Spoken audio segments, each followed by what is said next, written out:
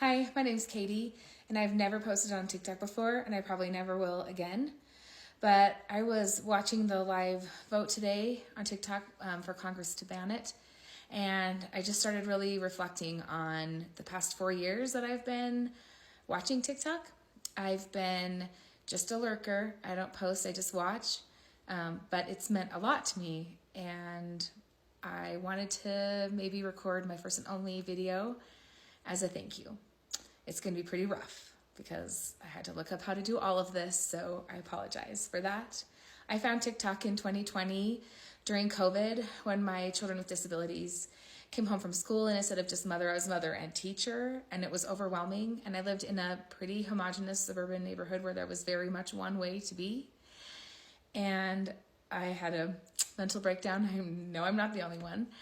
And I was prescribed more antidepressants or maybe a stay in a treatment facility for an eating disorder.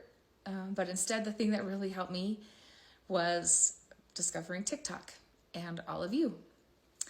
I learned a new parenting language toward my children that was very different from the one that I was taught from Mama Cusses.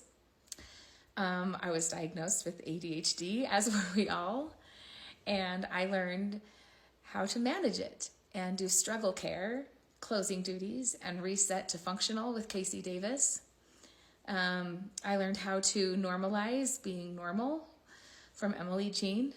I watched TV shows and movies and pieces that I never would have watched before because of ADHD and anxiety comfort, always like watching the same thing. I learned that it's normal and okay to cosplay, to treat your fandoms like old friends, to like to read spicy fiction. I learned more about my neurodivergent or neurospicy children in the last 4 years on TikTok than I did almost all of their earlier childhood.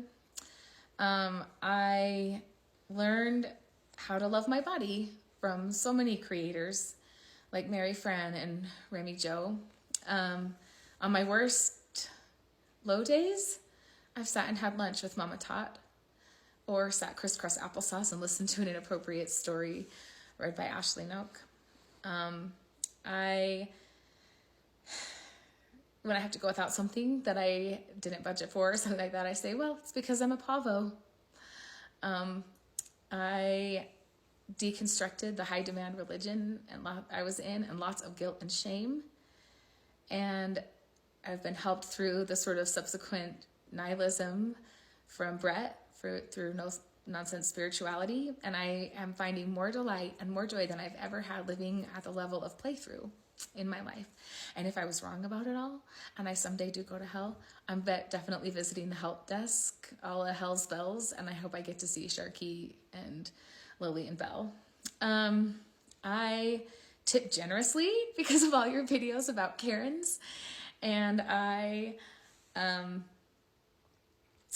careful about I'm so much more broad in my views and aware of any kind of microaggressions thanks to flipping the script of European Americans from Claire. I